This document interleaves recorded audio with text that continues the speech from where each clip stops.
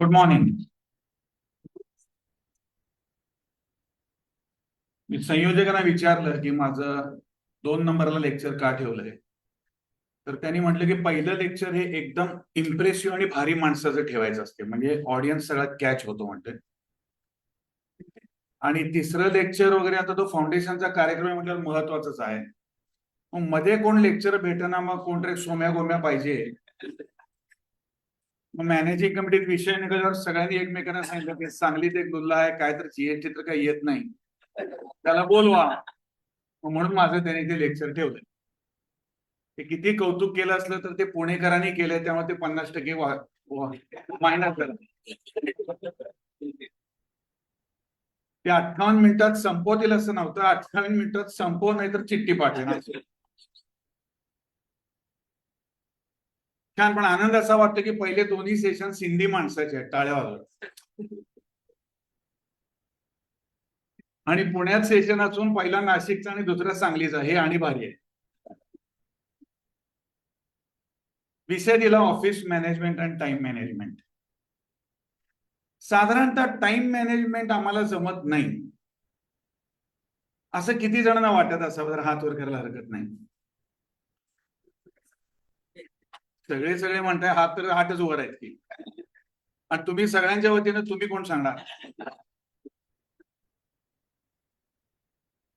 तर time management आम्हाला जमत नाही असं किती जणांना वाटतंय, हात वर करा. करायला पाहिजे असं काही नाही. 7-8च हात, 8, 10, 12, 14, 15, हळूहळू हात वर करा. उजवा का डावा, उजवा का डावा, ठीक आहे असो.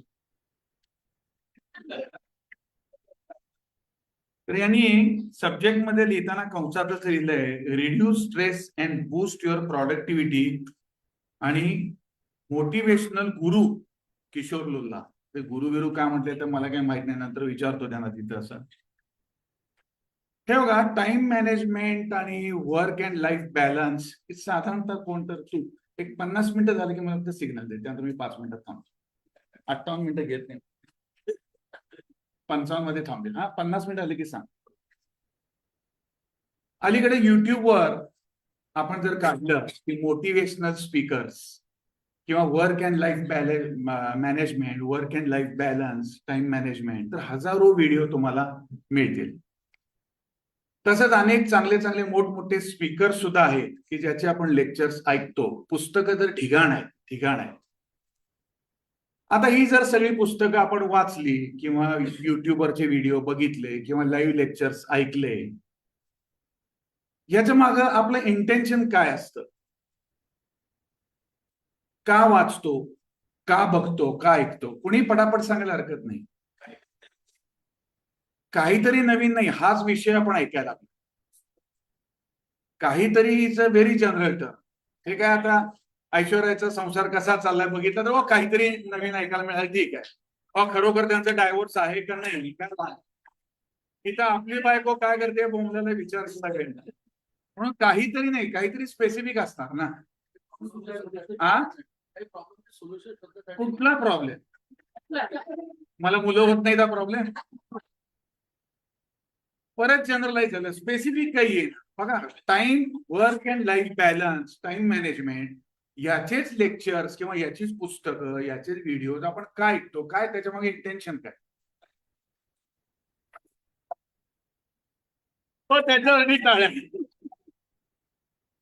टाइम जात नाही म्हणून.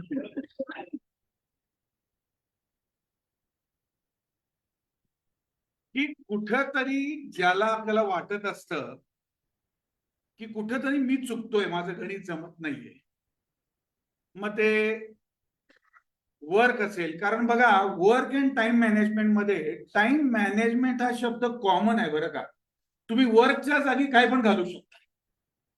Work and time management, family and time management, entertainment and time management, सगळ्या ज्या ज्या गोष्टी तुमच्या लाईफमध्ये आहेत ते तुम्ही घालू शकता. आणि पुढे टाइम मॅनेजमेंट आहे, नुसतं ते वर्कशी रिलेटेड नाहीये.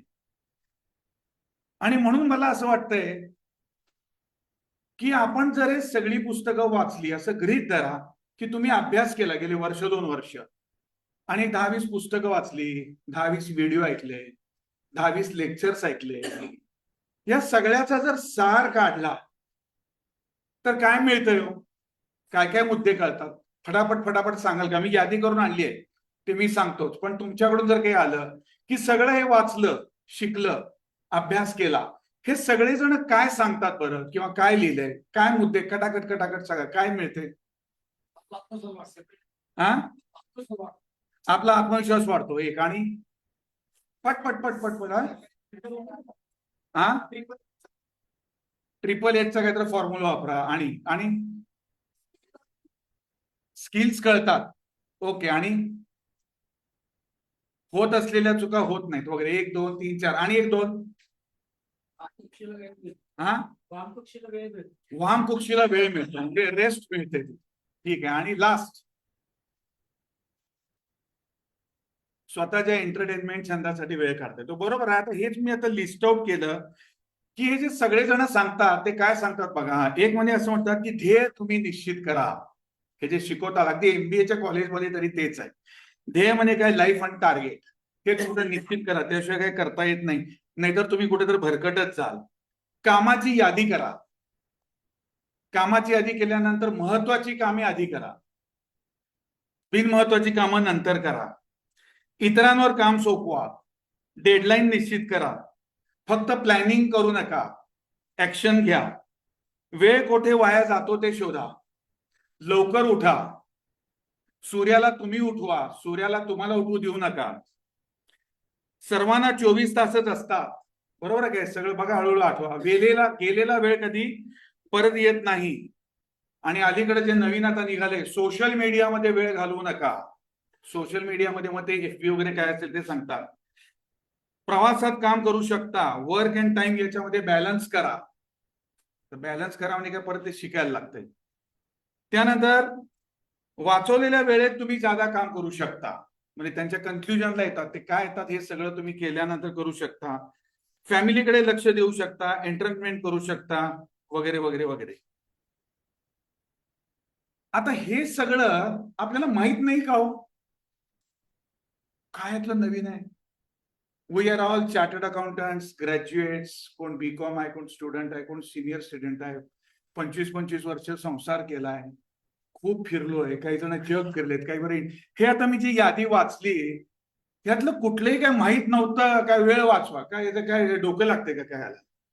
फॅमिली बरोबर कसं बिहेव करायचं, मित्रांबरोबर कसा वेळ काढायचा, वगैरे वगैरे. तसं म्हटलं बघायला गेलं तर ह्यात नवीन काहीच वाटत नाही. मग मला असा प्रश्न असा पडायला लागला, म्हणजे मी खरं म्हणजे काल परवाच असे मुद्दे काढत बसलो. कारण जनरल ठिकाणी मी जातो तेव्हा मी काही बडबडतो, पण इथे एवढा मोठा भारी एलाइट क्लास आहे म्हटल्यानंतर मला म्हटलं अभ्यास करावा. म्हणून मग मी ती टिपणं काढली. मग याच्यावर असा लक्षात येतंय की मग माझ्यावर लोक नाराज आहेत असं वाटतंय अनेक ठिकाणी. क्लायंट नाराज आहे, कलिग्स नाराज आहेत, बायको नाराज आहे, शेजारी नाराज आहे. चुकलं, बायको नंतर शेजारी शब्द नाही वापरतो. माझ्या कामावर लोक खुश नाहीत, असं कुठं कुठं कुठं कुठं काहीतरी खटकतं. आणि म्हणून मग आपण सगळा अभ्यास करतो. आता ह्याच्या पुढे बोलायच्या आधी मी इथं जाहीर करून टाकतो की आता मी जे काही 40 मिनिटं बोलणार आहे ते इथल्या कोणालाही जीवन किंवा मृत व्यक्ती किंवा झोपलेल्या व्यक्तीला लागू नाही.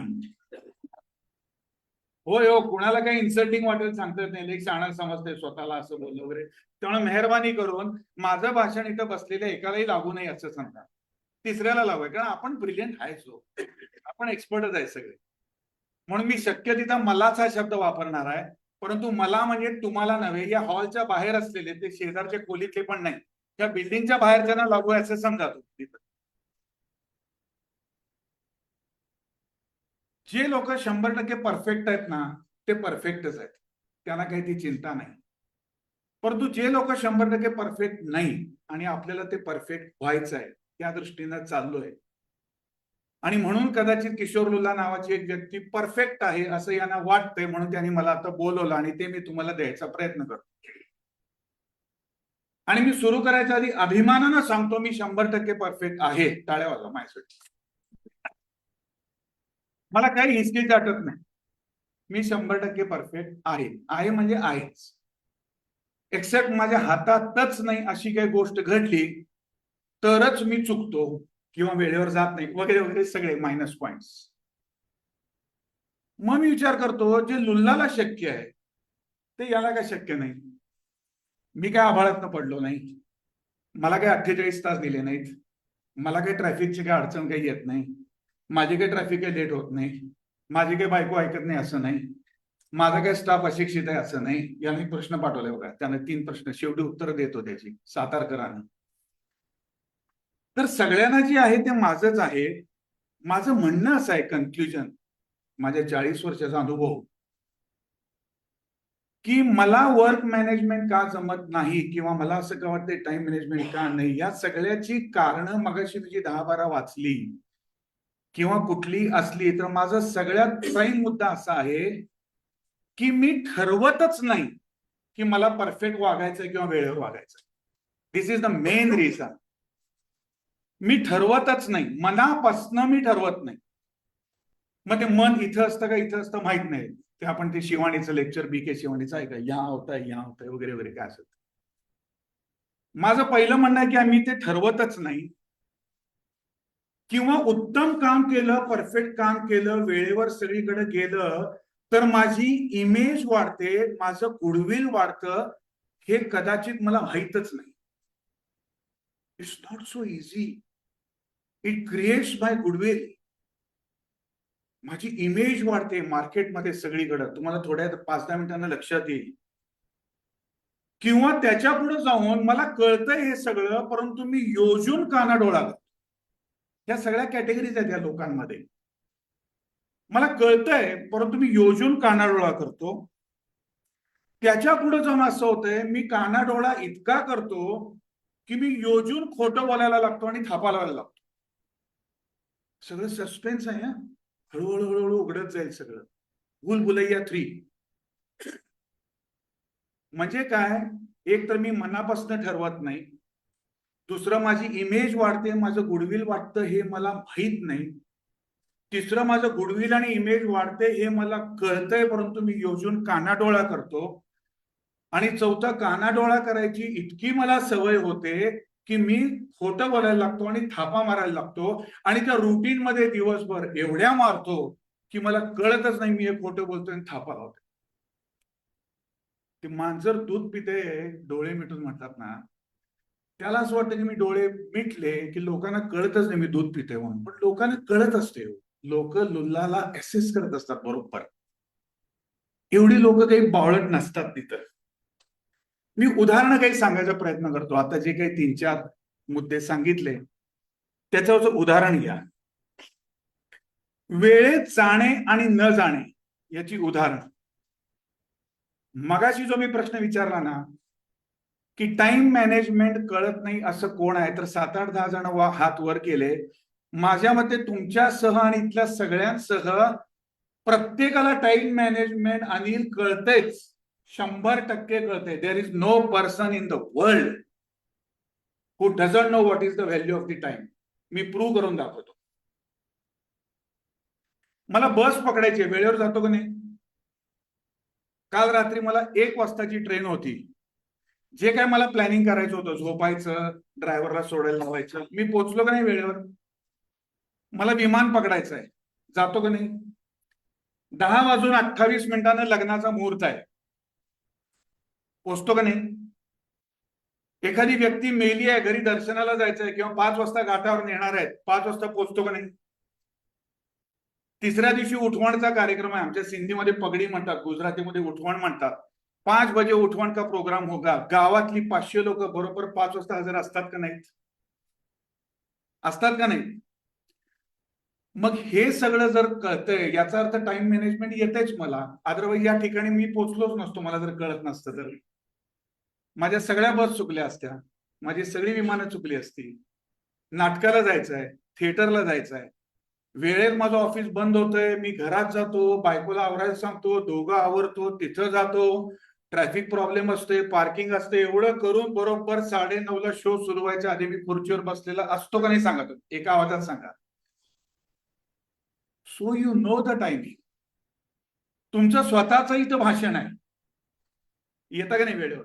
मी आज पळत पळत आलोय माझं भाषण. आता याच्या उलट, मित्राच्या पार्टीला जायचंय, मित्राने सांगितलंय 8 वाजता या रे, सगळे एकत्र येऊया, मजा करूया, मजा येईल. हे 8ला जाते, ते 8:15ला जाते, ते 8:30ला जाते, ते 9ला येते, ते 9:30ला येते. का? हीच लोक जे बस वेळेवर पकडतात, जे नाटकाला वेळेवर जातात, जे उठवणच्या तिथे वेळेवर जातात, हीच लोक त्या पार्टीला 8:30ला जायचं. कॉन्फरन्स आहे, सेमिनार आहे, वर्कशॉप आहे, हीच लोक 1 तासानं लेट, 1.25 तासानं लेट. नाशिकवाले आता 1 तास आधी आले का तर ट्रॅफिक जाम. खोटं, साफ खोटं. तिसरी कॅटेगरी की मी थापा लावायला शिकतो, खोटं लावायला शिकतो, कळत पण नाही की समोरच्याला हे कळतंय, ते कसं ते सांगतो, का ट्रॅफिकचं कारण सांगायचं नाही. त्या अनिलनं त्याचं टक्कल आहे तसं माझं जरी केलं तरी हरकत नाही, पण मी सांगणार. सो वी डिसाइड की कुठं वेळेवर जायचंय आणि कुठं वेळेवर जायचं नाही. त्यामुळं पहिला तुम्ही लक्षात ठेवा, टाइम मॅनेजमेंट कळत नाही असं कोणीही म्हणू नका. सगळ्यांना टाइम मॅनेजमेंट कळतंय. परफेक्ट मी टाइम मॅनेजमेंट कुठं पाळायचं आणि कुठं पाळायचं नाही हे मी योजून ठरवत असतो, इतका मी हुशार असतो. आता तर टाळ्या वाजवा.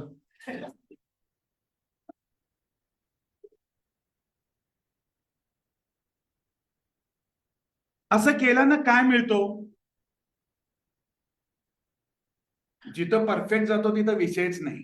जिथं मी योजून उशिरा जातो, कॉन्फरन्सला उशिरा, वर्कशॉपला उशिरा, मित्राच्या पार्टीला उशिरा, एखाद्याच्या घरी जेवायला बोलवलं तर तिथं उशिरा, आणि 10 ठिकाणं असतील. हे केल्यामुळं काय मिळतो? काही नाही, खोटं समाधान. लेट गेल्यानंतर काहींना वाटतं की माझा भाव वाढतो, इतर स्वागत करतील. मूर्ख आहे, चुकीची कल्पना आहे. काढून टाका डोक्यातनं. तुम्ही नाही, बाहेरचे ते चुकून चुकून यायला लागतं. अजिबात नाही. People will talk you fool. लई सणा समजू नको, तुला वाटत असते लई भारी आहे. काही नाही, इमेज वाढत नाही, गुडविल वाढत नाही. थोड्या काळाने म्हणतात यो ना, सोडून द्या. आता माझ्या सांगलीमध्ये समजा माझे 500 मित्र आहेत, त्यातले 4-5च असे आहेत की ज्यांच्याविषयी मी सांगतो, अरे हा ना नरेंद्र यरगट्टीकर, हा ना अरुण शहा, हे ना सुनीता लुल्ला, हे ना अमित लुल्ला, हा ना हा. एक 7-8-10 नावं की ज्याच्याविषयी मी अभिमानानं सांगतो, त्याला कुठलंही काम सांगा ते वेळेत करणारच, परफेक्ट करणारच, पिक्चरला असू दे, काही असू दे, वेळेत जाणारच, तयार आधी होणारच, असं आहे. बाकीच्यांच्याविषयी मी काय बोलतो? हे ना ते सूर्य आहे ना, अर्धा तास आपल्याला रस्त्यावर वाट बघायला लागणारच, गॅरंटी. काय झाली त्याची इमेज? बर, त्या सूर्याविषयी मी असं बोलतो म्हणजे त्याचे जे 400 दोस्त आहेत ते तेच बोलणार. त्याची बायकोही बोलणार हमारे ना आप भरोसा नहीं रखो, आएंगे तो आएंगे, नहीं आएंगे तो नहीं आहे. बायको, मुलं, ऑफिसचा स्टाफ. सूर्या हे उदाहरण आहे, कोणी ते सुरेश असतं ते करू नका. ऑफिसमध्ये कोण क्लायंट गेला, साहेब कुठे आहेत? नाही आहेत. कधी येणार आहेत? माहित नाही. कुठे गेलेत? माहित नाही. पण जे परफेक्ट आहे त्यांच्या ऑफिसमध्ये कुठे आहेत? साहेब कुठे आहेत? आज जरा सकाळी दवाखान्यात गेलेत, पण त्यांचा फोन आलाय 20 मिनिटात येतो आणि तुम्ही येणार आहे असं सांगितलं, साहेब तुम्ही बसा. काय पाहिजे आपल्याला? पहिलं का दुसरं? सूर्या का लुल्ला? म्हणा की लुल्ला. हे दुसऱ्याचं कौतुक तर करावं तिथं. 50 मिनिटच आहे माझं साहेब कौतुक, नंतर मला कुत्र विचारणार नाही.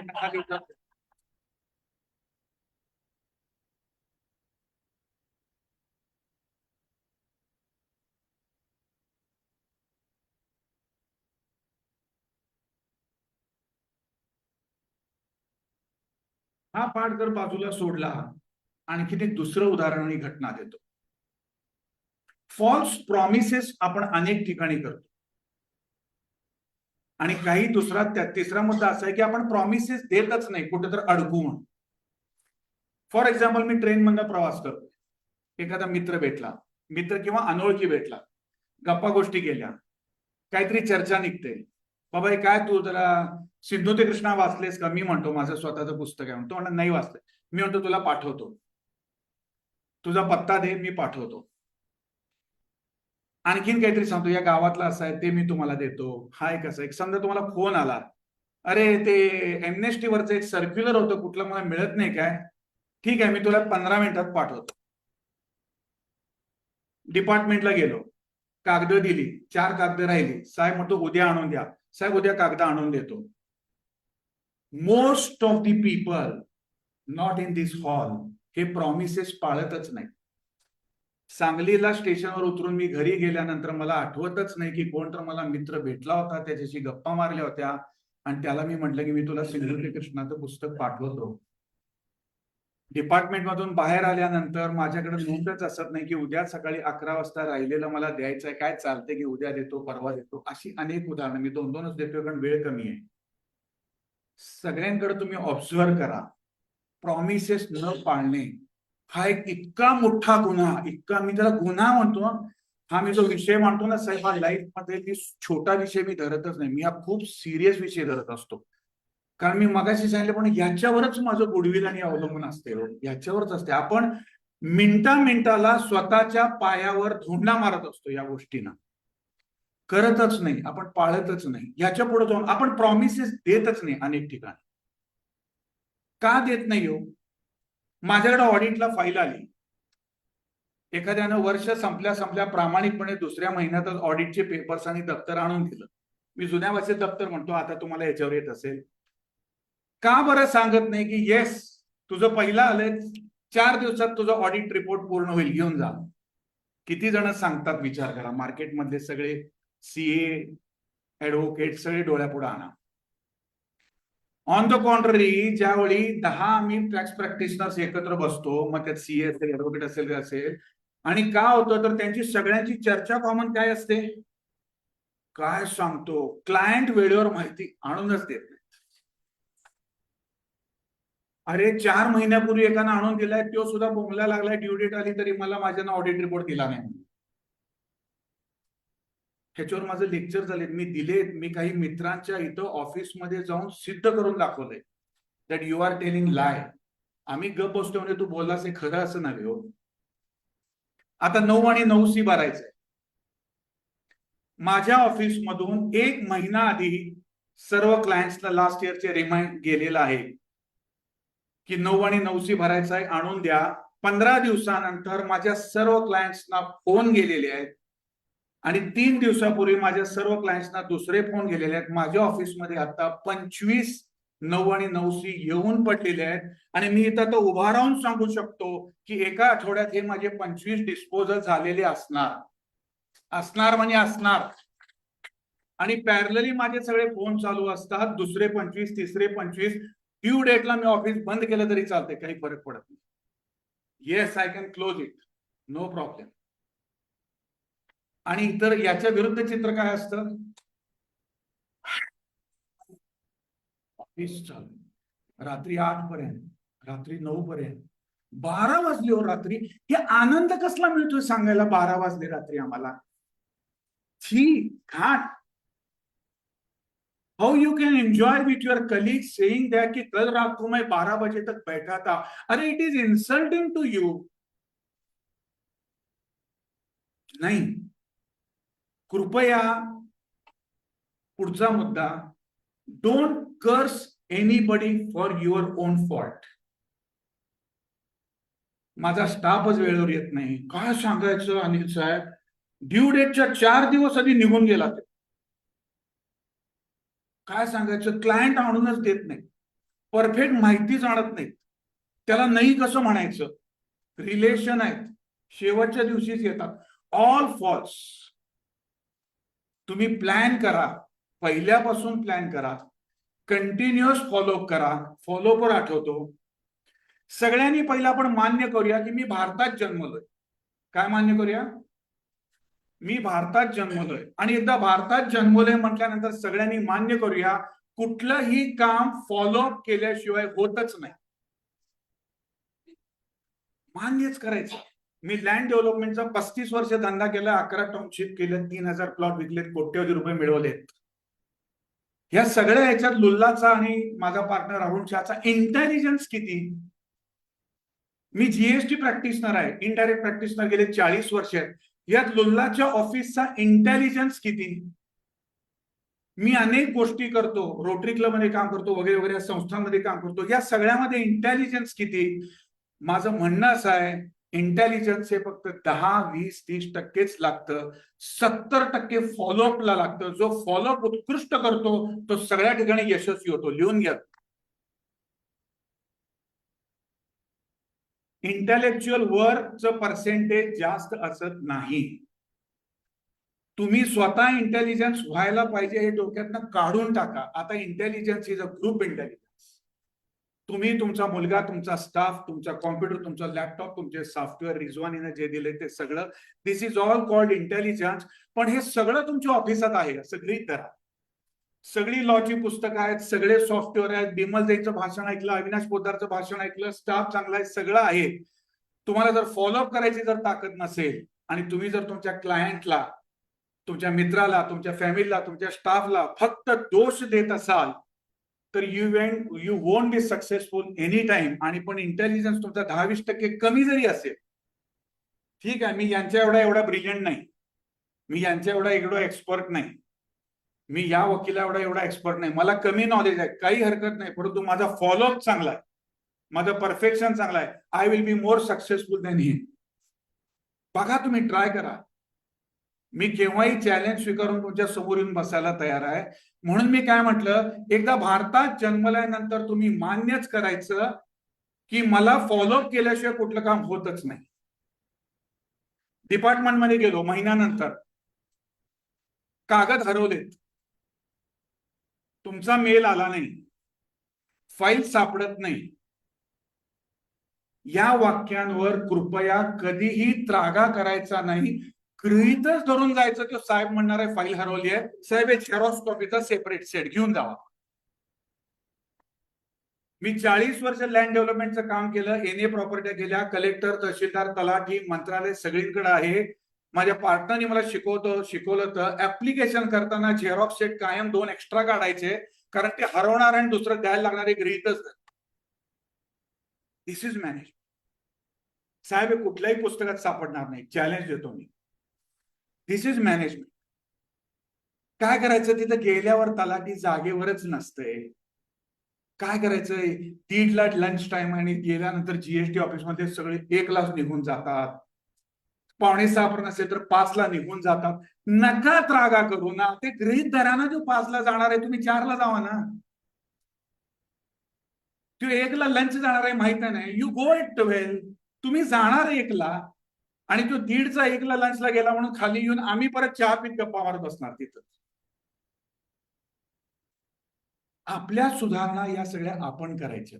त्यामुळे माझा तर मुद्दा काय आला की एकदा आपण स्वीकारलं की ही मला गव्हर्नमेंट मशिनरी बरोबर काम करायचं आहे, मला इनपरफेक्शन लोकांबरोबर काम करायचं आहे आणि मला त्यामुळं शिव्या द्यायचं, शाप द्यायचं काम बंद करूया आणि आपण त्याच्यात मार्ग काढून पुढे जाऊया. काही अडचणी, काही अडचणी. 3 वेळा तलाठी ऑफिसला मला चक्कर मारल्यानंतर 4थ्या खेपेला मला सातबाराचा उतारा मिळणार आहे. हे एकदा जर मनाशी ठरवलं आणि न कंटाळता तर जर करत राहिलं तर तुम्हाला तो उतारा मिळणार, सगळं मिळणार. तुम्हाला लँड डेव्हलपमेंटच्या स्कीम मिळत राहणार, तुम्ही कोट्यवधी रुपये मिळवणार. जे जगाला जमत नाही ते आपण करायचं म्हणून तर तुम्हाला पैसे मिळणार. जीएसटीचे असेसमेंट, इन्कम टॅक्सचे असेसमेंट, सगळं अपील किंवा लँड डेव्हलपमेंटचं काम हे सगळं सोपं असतं तर तुम्हाला कोण पैसे दिले असते. आता होतंय ना, ऑटोमायझेशन चाललंय, सगळं सोपं व्हायला लागले, टू बी यायला लागला, सगळं यायला लागलं. उद्या तुम्हाला कोण काम देणार आहे. पुढच्या 2-4 वर्षात आपल्याला खाली बसायची पाळी येईल माझ्या. दिस इज पिक्चर. आता मी सगळेजण तेच चर्चा करत होतो अर्धा तास की याच्यावर काहीतरी विचार करूया, सगळ्यांना सांगूया. आपलं सगळं सफर होणार आहे कारण ऑटोमेशन होत चाललंय. मग याच्यावर मी रडायचं आता सगळं ऑटोमेशन झाल्यानंतर आता माझं काय होणार, हुईयो असं करायचं का आत्ताच प्री प्लॅन करून मला आता काय करायला लागणार आहे, पुढे जीएसटीचं प्रॅक्टिस जाणार, इन्कम टॅक्स जाणार, मला दुसरं काय शोधायला पाहिजे, माझं सर्व्हाइव्ह कसं करू, हे करून करायचं का रडत बसायचं? दिस इज वर्क मॅनेजमेंट. हे करायला पाहिजे. आता मी जे जे तुम्हाला ऑफिस रिलेटेड सांगितलं ना, तोच पॅटर्न एंटरटेनमेंटला लावा, तोच पॅटर्न फॅमिलीमध्ये लावा. सगळीकडे तेच, सगळीकडे तेच आहे. आणि म्हणून आपण शेवटचा मुद्दा, मी जे मगाशी कर्टली सांगितलं की आपण खोटं बोलतो आणि त्याची सवय लागते, कृपया ते बंद करूया आपण. एक स्टँडर्ड कारण ठरलेली आहेत बघा गावात. स्टँडर्ड कारण का वेळेवर आला नाही? ट्रॅफिक जाम होत. मगाशीच अनिल म्हटलं ट्रॅफिक जाम होतं, हे माहित आहे की नाही आपल्याला? एक्सेप्ट कुठं एकदम ऍक्सिडेंटच झालेला आहे, ब्लॉकच झालेला आहे, तुम्ही काय करू शकत नाही, ती सिच्युएशन सोडा. रुटीन मध्ये विक्रीकर भवनला स्वारगेट पासून जायला किती वेळ लागतो अलीकडच्या ट्रॅफिक मध्ये, हे माहित आहे की नाही मला? की पुरी 30 मिनिटं लागत होती, आता समजा 70 मिनिटं लागतात. मी जर 80 मिनिटं स्पेअर ठेवून जर गेलो तर कधी मी म्हणू शकू का मी लेट ट्रॅफिकमुळे झालोय? नाही ना. परंतु मला ते कट्टाकट्टीत जायचं आहे. निघताना म्हणायचं वाटेत मला चहा प्यायला 15 मिनिटं लागणार, पण 15 मिनिटात चहा होत नाही. सगळीजण गेल्यानंतर चहा प्यायला 30-35 मिनिटं जातातच. मग हे गृहीत धरून मग तिथं 15 मिनिटं गेली, इथं गेल्यानंतर पार्किंग मिळणार नाही, त्याच्यासाठी 15 मिनिटं मला ठेवली पाहिजे. हे सगळं गृहीत धरून जर बरोबर निघालं तर तुम्ही कारण सांगाल का की ट्रॅफिक होतं म्हणून? सांगा बघू प्लीज, सांगा ना. का घाबरायला आलाय? नाही सांगणार. मी आज अखेर सांगितलं नाही कुणाला. मी काय बॉम्बेत फिरत नाही, प्रचंड बॉम्बेत फिरतो. मलाही माहित आहे की पुरी बोरीवली ते चर्चगेट जायला 1.5 तासात जात होतं, आता 2.5 तास लागतात. मी 2.25 तास आधी निघतो.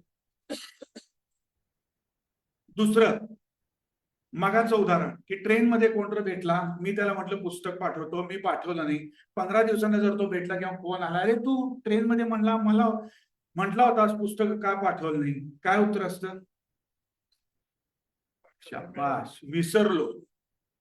प्लीज हात जोडतो तुमचे, विसरलो हा शब्द तुमच्या डिक्शनरीतनं काढून टाका. पहिला सगळ्यात मोठा गुन्हा आहे, नरेंद्र मोदी मी सांगणार आहे त्याला फाशीची शिक्षा ठेवा म्हणून. ते त्या वक्फ कायद्याचं काय करायचं नाही करायचं नंतर बघा. पहिला जर कोण म्हणत असेल ना राहिलं, विसरलो, लक्षातच राहिलं नाही, no, you are not allowed to say that. नाही, नाही म्हणजे नाहीच, कधीच नाही. You have to be always positive. Yes, मला लक्षात आहे, मग नोंद का घेत नाही? सगळ्यात मोठी चूक आपली जी होते ते आपल्या बुद्धीवर आणि जी प्रचंड विश्वास ठेवतो आपण. मला सगळं लक्षातच राहते. कसं लक्षात राहते? ज्यावेळी मी ट्रेनमध्ये त्याला शब्द देतो त्यावेळी, आज तुम्हाला नोटपॅड आहे, नोटपॅड काढा, एका सेकंदात लिहा की या माणसाला सिंधू ते कृष्णा मला पाठवायचं आहे. मी कायमचं उदाहरण देतो. मी घरातनं बाहेर निघालोय समजा आणि मला अरुणच्या फोन आला, किशोर दुपारी 3 वाजता ये, आपल्याकडनं प्लॉटचे 50 लाख रुपये घेऊन यायचे. आणि त्याच वेळी बायकोने सांगितलं की प्लीज येता येता मला दुपारी एक पान घेऊन या. कुठलं काम होतंय, कुठलं होत नाही? नाही. मला आणि अरुण शहाला जेवढं 50 लाख रुपये महत्वाचे आहेत, तेवढंच मला आणि माझ्या बायकोला पान आणून देणं तितकंच महत्वाचं, तितकंच महत्वाचं.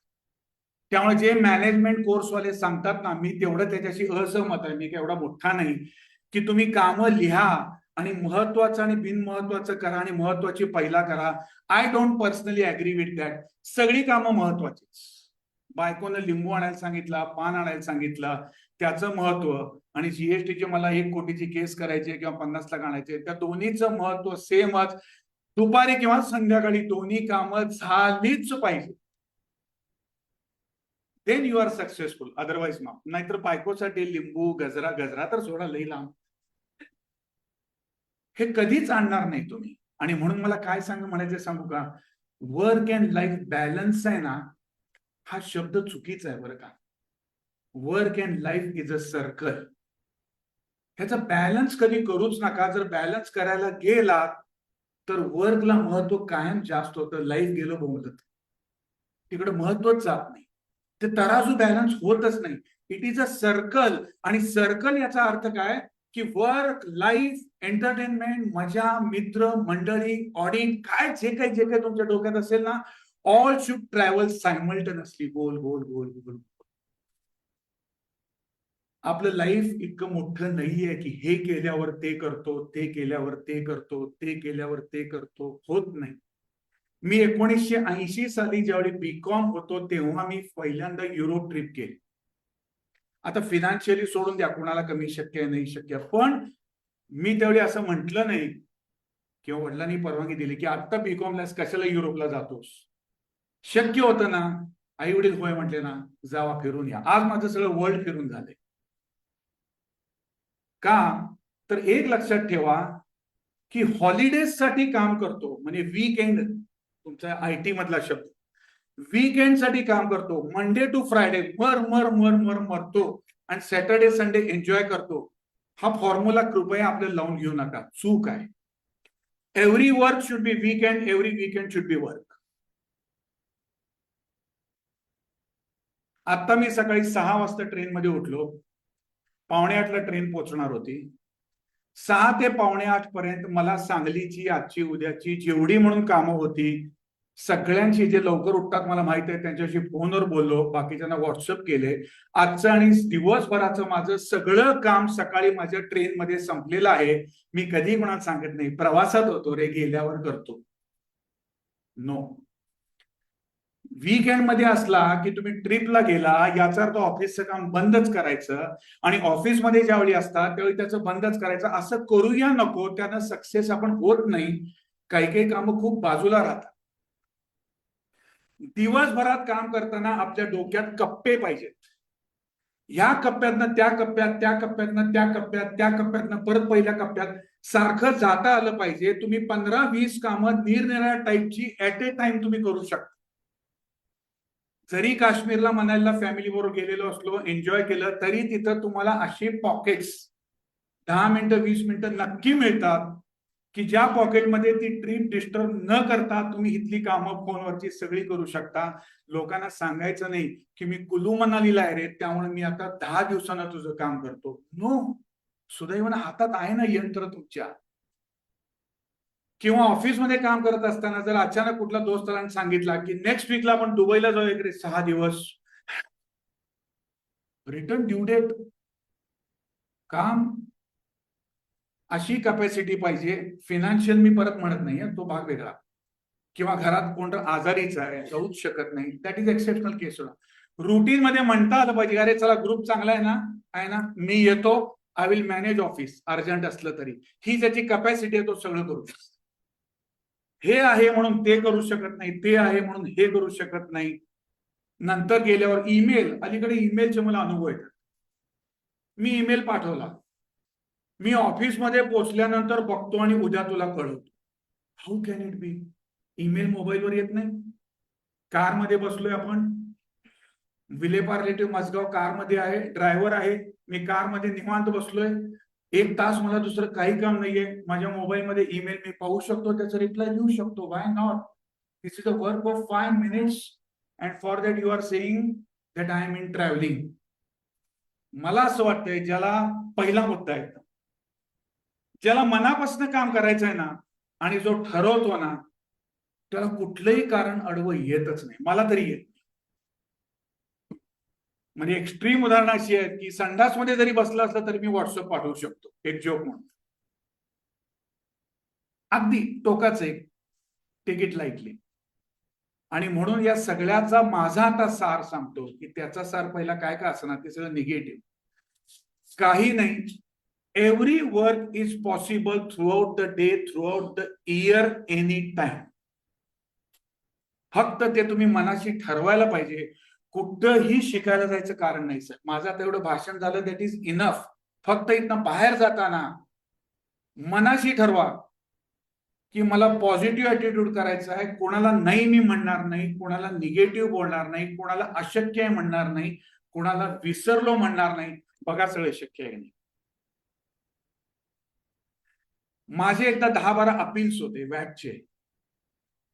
मी एका सिटीतल्या मोठ्या एका वकिलाला सांगितलं की मी तुला 8 अपील्सचे ब्रीफ सगळे पाठवतो, मला काही सारखं सारखं तिथे यायला जमत नाही, हे अपील सगळे तू हँडल कर, काय असेल ते फी शेअर करूया, काय अडचण नाही. He said yes.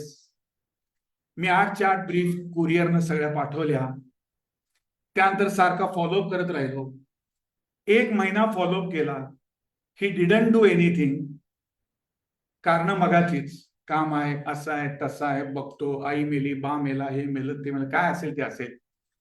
1 महिन्यानंतर त्या सगळ्या आणल्या, दुसऱ्याला दिला. सुदैवानं तो परफेक्ट होता. 3ऱ्या-4थ्या दिवशी त्याने क्वेरीज सांगितल्या, सगळ्याचं बोर्डर घेतलं, मला फीचं कोटेशन पाठवलं, मी यस केलं. वर्षभरात त्याचं काम स्टार्ट झालं. दोन्ही त्याच गावचे वकील, दोन्ही सिनियर, दोन्ही एक्सपर्ट. एक असा का वागला, दुसरा असा का वागला, नंतर तुम्ही विचार करा. Writ petition. बॉम्बेतल्या एका हायकोर्टच्या मोठ्या वकिलाला एकाचं रिट पिटिशन द्यायचं होतं. रिट पिटिशन पाठवलं, ओके केलं. फी किती? 3.5 लाख रुपये. डन केले. सगळे पेपर्स पाठवले. 8 दिवस झाले, 15 दिवस झाले, 20 दिवस झाले. माझं तर फॉलोअप चालूच असतो. 20 दिवसांतर विचारलं, अरे काय झालं त्याचं? क्या है किशोर जी, वो एक बहुत बड़ा मैटर मेरा चल रहा था. कुठलं तर नाव सांगायचं, टाटा बिटा हो, आम्ही पुढंच ना. वो एक मैटर चालू था, इसलिए हाथ नहीं लगाया. फिर जब तूने ब्रीफ लिया उस दिन क्यों नहीं बताया मैं 15 दिन हाथ नहीं लगाऊंगा? 3.5 लाख रुपया फी जब बोला तर वो टाइम क्यों नहीं बताया? मी त्याची ब्रीफ काढून घेतली, दुसऱ्याला दिली, सांगितलं. 4थ्या दिवशी रिट पिटिशन फाईल झालं. दोघात फरक काय तुम्ही विचार करा. दोघंही कॉम्पिटंट, दोन्ही बॉम्बेचे, दोन्ही हुशार वगैरे सगळं. एक कसा, दुसरा कसा, काय फरक आहे? नॉलेजमध्ये काही फरक नाही, मी बेसिक सांगतो. दुसऱ्याने या सगळ्या केसमध्ये असं ठरवलं की मी स्वीकारलं की मला करायचं आहे, त्यानं केलं. पहिल्याने ठरवलं हे मला लाईटली घ्यायचं आहे, कारण सांगायची, त्याचं नाही झालं. ही मी प्रॅक्टिकलची तुम्हाला काही उदाहरणं सांगितली. मग अशी बायकोचं, मित्रांचं उदाहरण, अशी खूप उदाहरणं तुम्ही डोळ्यापुढे आणा. सगळ्याचं पॉझिटिव्हली करता येतं. मी माझं आता छाती ठोकपणे सर्व क्लायंट्सना सांगतो, 50 मिनिटं, 5 मिनिटं लास्ट. छाती ठोकपणे मी सांगू शकतो की माझ्या ऑफिस मधलं कुठलंही काम 24 तासाच्या वर पेंडिंग असत नाही. नाही म्हणजे नाही. एक्सेप्शनल केसमध्ये 48 तास, अति एक्सेप्शनल केसमध्ये 72 तास, काही कारण घडली तर. पण 90% ऑफ दी माय वर्क, कुठलंही येऊ दे, नवीन येऊ दे, जुनं येऊ दे, करंट असू दे, काय असू दे, काही असू दे, हे पण त्या दिवशी 24 तासात होतच, विदाऊट एनी रिझन. मग स्टाफचं कारण नाही, माझं कारण नाही, घरच्या आजाराचं कारण नाही, वगैरे वगैरे वगैरे सगळं होतच. मग हे जर माझं उदाहरण मी कौतुक म्हणून करून घेत देत नाहीये, लक्षात ठेवा. मी एक उदाहरण स्वतःच द्यायचं म्हणून देतो. आणि म्हणून सगळ्यांना माझी हात जोडून सगळ्यांना विनंती आहे की तुम्ही कुठली कुठली पुस्तकं वाचता, काय वाचता, या सगळ्यापेक्षा मनानं ठरवा. परत माझं तिथंच येतंय, मनानं ठरवा की एव्हरीथिंग इज पॉसिबल. मला एंटरटेनमेंट देखील आता या वयात, तुम्ही 30 वर्षाचा आहे नाही तर 70 वर्षाचा, याच्यात म्हातारा आहे का, म्हातारी आहे का, लहान वकील आहे का, मोठा वकील आहे का, तो नरेंद्र मोदी आहे त्याच्याकडे 40 स्टाफ असतात, त्याचं काय बाबा, यांचं काय बाबा, असलं काही नाही. सगळे सगळे सारखे. फक्त मनानं जर ठरवलं तर तुम्ही कामही उत्तम करू शकता, फॅमिलीला पण वेळ देऊ शकता, फॅमिली एन्जॉय पण करू शकता. संध्याकाळी 6:01 माझ्या ऑफिसच्या लँडलाईनला फोन करायचा, कुणी उचलणार नाही 365 दिवस. 6 o'clock my office is close. मी जाताना नंबर देतो, उद्या सकाळी ट्राय करायचा, कुणी उचलणार नाही. संपतातच काम. 6:30 मी माझ्या नातवांबरोबर घरी रोज खेळत बसलेला असतोय. तो आनंद घ्या ना. काय 8 की तुम्ही ऑफिसला किती वाजता का सांगतात? 8, 8:30, 9 किती पण वाजतात ते नो. मग एक तर तुमच्याकडे प्रचंड एवढं काम आहे की तुम्ही आमच्यासारख्याच्या बसायच्या लायकीचेच नाही. एवढं मोठं आहे तिथं. अरे काय एवढं मोठं आहे? आज बिर्ला सारखा मोठा माणूस ज्यावेळी तो बॉम्बेत असतो त्यावेळी दोन्ही टाइम त्यांच्या बायको आणि मुलांबरोबर एकत्र जेवतात. 40 फॅक्टऱ्या, हजारो कोटी असणारा माणूस. मी जर अशी उदाहरणं द्यायला गेलो तर ती देत नाही, याचा कारण वेळही संपलाय. पण या सर्व पुस्तकांमध्ये तुम्हाला प्रचंड मोठ्या माणसांची, वॉरन बुफे पासूनची उदाहरणं मिळतील की त्यांचं काम कुठलंही पेंडिंग असत नाही, ते तितकंच फॅमिलीला टाइम देतात, मित्रांना टाइम देतात आणि ते परफेक्ट आहेत आणि हजारो कोटीचे मालक आहेत. त्यामुळे माझं शेवटचं वाक्य सांगतो की हार्ड वर्क केलं म्हणजे होतं का? नाही. भरपूर काम एक्सेस वर्क केलं म्हणून होतं का? नाही. रिझल्ट ओरिएंटेड वर्क करा, विषय संपतोय.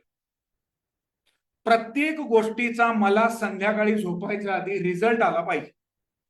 काही काही काही काहीही काम असो, ऑफिसचं असो, घरचं असो, मित्राचं असो, मैत्रिणीचा असो, संस्थेचा असो, असोसिएशनचा असो, रोटरी क्लबचा असो, डोनेशनचा असो, काही असो, हा वेळ 7-8-10 तास आपले जे असतात ना, तो प्रचंड वेळ आहे, भरपूर वेळ आहे. फक्त ठरवायचं आणि डिस्पोजल करत जायचं. आणि म्हणून माझ्या ऑफिसमध्ये जो स्लोगन माझ्या केबिन मध्ये लावलाय तो तेवढा सांगतो आणि थांबतो. When you start discussing, I have already completed it.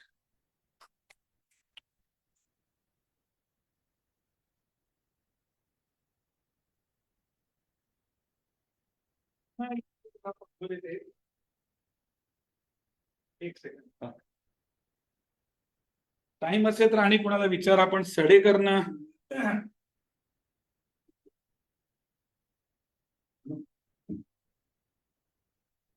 आपले साताऱ्याचे सडेकर आहेत, त्यांनी मला क्वेश्चन असं पाठवले, अर्धा मिनिटच घेतो. जीएसटी कायद्यामध्ये कर सल्लागार यांचा जास्त वेळ कॉम्प्लायन्स रिटर्न भरणे करण्यात जातो. एकदम खोटं, चूक.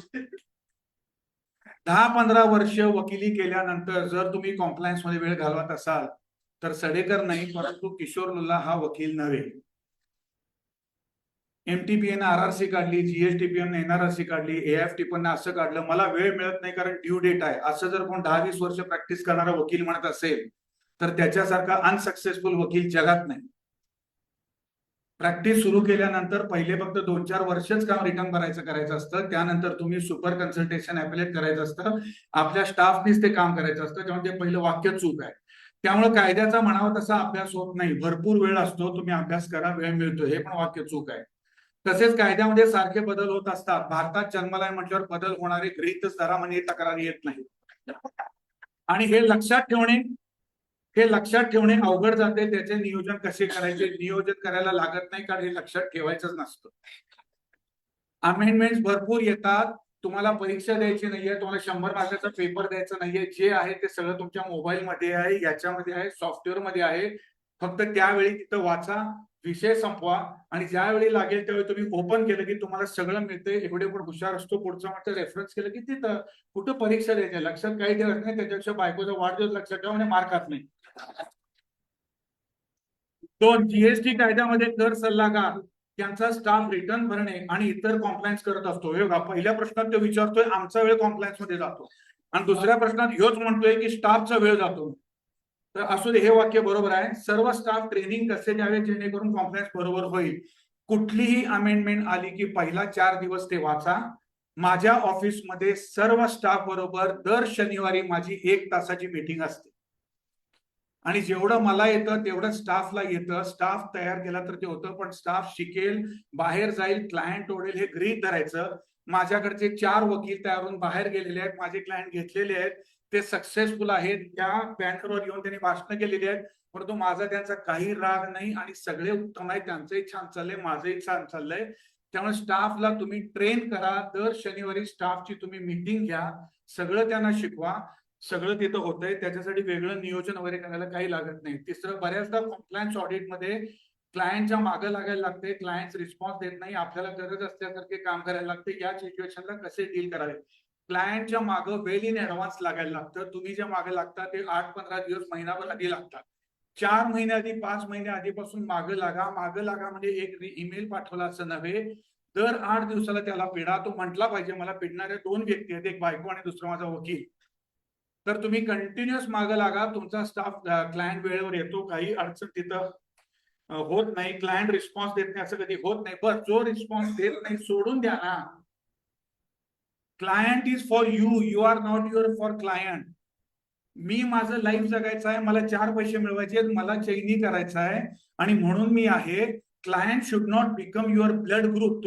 तुम्ही नाही, बाहेरच्या सगळ्यांनी असं ठरवलंय की क्लायंट हा माझा ब्लड ग्रुप आहे. क्लायंट साठी जान हाजीर आहे. अरे बायकोला जान हाजीर करा ना तिथं. तर अजिबात मागं लागू नका. ज्याचं झालं ते झालं, नाही झालं ते नाही झालं. सुदैवानं सगळ्यांचं 5-25 लाख रुपये प्रॅक्टिस आहे. 4 क्लायंट जातील, 2 लाख रुपये जातील. मला जेवायला खायला काही कमी पडत नाही. मनाची तयारी करा, काही फरक पडत नाही. आणि स्टाफ रिटेन करण्यासाठी काय करावे? स्टाफवर प्रेम करा, स्टाफच्या घरी जावा, स्टाफच्या घरी महिन्यात एकदा जेवण करा, स्टाफचे बर्थडे साजरे करा. आपल्या घरातल्या सगळ्या कार्यक्रमांना स्टाफला पहिला बोलवा. स्टाफ आहे तर आपण आहे, त्याला दुय्यम भूमिका देऊ नका. इतकं प्रेमानं व्हा. ऑफिसमध्ये आल्यानंतर टॉक टॉक टॉक टॉक जाऊन केबिन मध्ये बसणाऱ्यासारखा मूर्ख साहेब नाही. ऑफिसमध्ये आल्यानंतर रिसेप्शनला काय गायकवाड मॅडम कसं तुम्ही, अरे काय तू काय म्हणतोस, तू काय म्हणतोस, मजा आहे ना, काय कोणाचा आजारी असेल तर आजी काय म्हणते, काय लागलं का पाहिजे, स्टाफला एकच वाक्य सांगा आणि मी थांबतो. माझं सगळं ऑफिस तुम्ही सांभाळायचं आहे, तुमची सगळी दुःख माझ्यावर सोडा. बघा स्टाफ जीव टाकतो.